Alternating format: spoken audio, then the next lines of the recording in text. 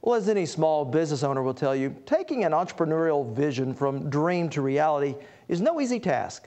It's estimated that over 90% of small businesses will not make it past their very first year. So claiming a spot among that top tier of successful companies is indeed an extraordinary achievement, which is why REI's Women's Business Center helps female entrepreneurs balance the responsibilities of family life and working for themselves. Our Russ Jowell introduces us to a high-tech business owner in Oklahoma City who's as passionate about her business as she is dedicated to her family.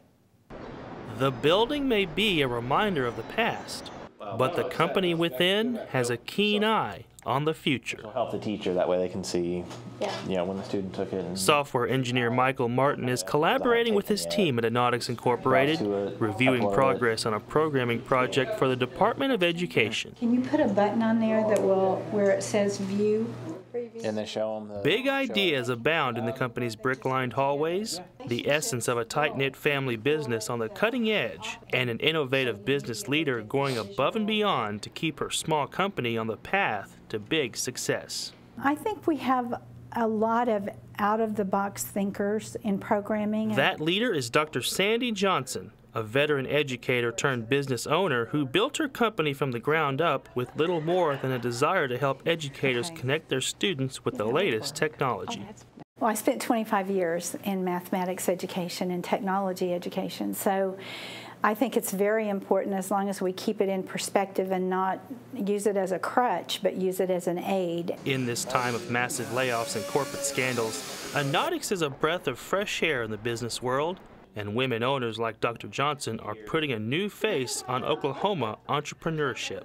Well, small businesses are the backbone of Oklahoma's economy. It's the economic engine, especially in the rural areas. Congresswoman Mary Fallin serves on the U.S. House Committee for Small Business and says building a foundation for women entrepreneurs in Oklahoma will in turn strengthen the foundation of Oklahoma's economy. 97% of our businesses in Oklahoma have 100 or fewer employees. We're not a state that has huge businesses that employs, a huge portion of our population. We're a small business entrepreneur-driven economy, and so it's very important that we do all that we can to make sure that our small businesses can thrive and create jobs and create wealth. And for entrepreneurs like Sandy, creating that wealth in her business means staffing her company with Oklahoma-bred talent, sowing professional seeds that will reap big rewards for the state. All of our young people are Oklahoma educated. Not all of them were Oklahoma residents, but they are now.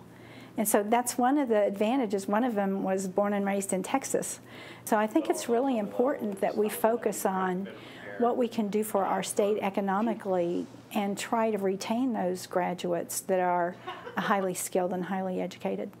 And while Sandy's journey from educator to entrepreneur is remarkable, she isn't the first woman to trek down that path. Congresswoman Kay Granger of Texas also serves on the committee with Fallin and shares some of the challenges of being mother and entrepreneur. I was a teacher and a single parent, had 3 little children, and decided that I wanted to go into business. A feat that required dedication and sacrifice for the single mother of 3. And I finally then just started on my savings. I had my teacher retirement and cashed in my teacher retirement. But it was very difficult if you don't have that, if you haven't had that experience, know how to put together a business plan, know how to put together a financial plan that's more than just an idea. And according to Granger, planning and preparation are absolute necessities for small business. The discipline of having to put a business plan together and a finance plan also serves you well to stay through that first year, which is when still 9 out of 10 can't make it through the first year. Sandy's company has made it through their first year, now just months away from marking their 10th anniversary. She now takes pride in knowing that her hard work and dedication has built a strong organization that is recognized in the community and respected by her peers. We've already made a name for ourselves with Anotics. People know who we are and what we do, so we stayed with it. That's how it started. Paving the way for Oklahoma businesswomen to live their dreams and pursue their passion. And Russ tells us, according to the U.S. Small Business Administration, about 31% of small businesses in Oklahoma are owned by women, an increase of almost 11% from just a decade ago.